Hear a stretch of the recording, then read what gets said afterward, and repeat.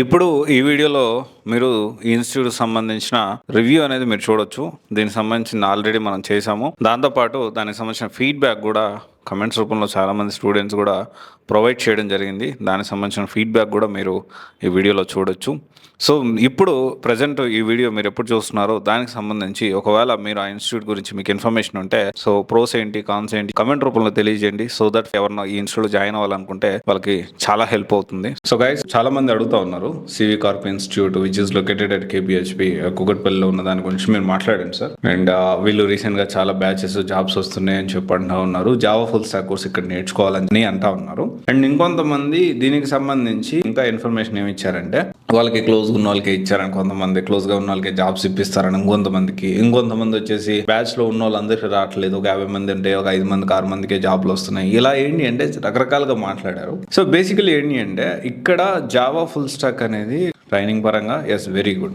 కొంతమంది commercial CV Corp commercial అని చెప్పి మాట్లాడుతూ ఉన్నారు. సో కమర్షియల్ కానీ ఇన్స్టిట్యూట్ ఏదో చెప్పండి నాకు. ఫస్ట్ ఆఫ్ ఆల్ కమర్షియల్ ఈ మైండ్ సెట్ నుంచి first of all come out of this. And మీరు అనుకోవచ్చు అన్న మీరు సివి కార్ప్కి సపోర్ట్ చేస్తున్నారా అని. ఇక్కడ సపోర్ట్ చేయడం కాదు, జనరల్లీ సివి కార్ప్ అనే కాదు, which institute is not commercial ఎవరు కాదు చెప్పండి.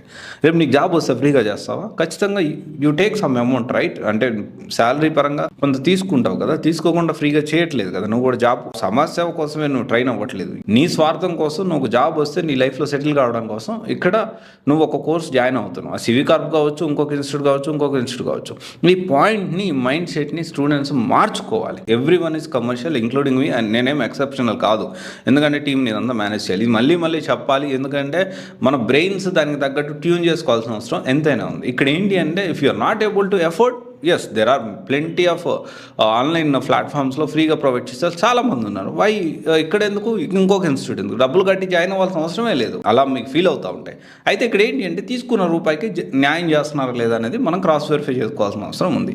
ఇక్కడ సివి కార్ప్లో చూసుకుంటే లిమిటెడ్ బ్యాచ్ సైజ్ ఉంటారు, తర్వాత సాఫ్ట్ స్కిల్స్ నేర్పిస్తారు, అండ్ ప్లేస్మెంట్ అసిస్టెన్స్ కూడా బాగానే ఉంది, అండ్ డౌట్స్ క్లియరెన్స్ ఉందా లేదా, అండ్ తర్వాత వచ్చేసి ఇక్కడ ఏంటి అంటే ఇవన్నీ కూడా మనం క్రాస్ వెరిఫై చేసుకోవాల్సిన అవసరం ఉంది.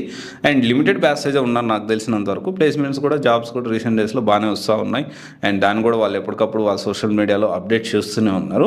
అయితే ఇక్కడ ఏంటి అంటే ఇంకా అక్కడ చదివే స్టూడెంట్స్ ఇంకా దీని గురించి ఇంకా బెటర్గా ఇన్ఫర్మేషన్ ఇవ్వగలిగితే it will be better, it will help lot of students. And నేనైతే సబ్జెక్ట్ పరంగా సివి కార్ప్ అనేది బాగుందని అయితే చెప్తాను. ఎందుకంటే ప్లేస్మెంట్ విషయంలో ఇది మ్యూచువల్ కాబట్టి దీని గురించి నేను ఇన్ డీటెయిల్గా మాట్లాడట్లేదు ప్లేస్మెంట్ గురించి.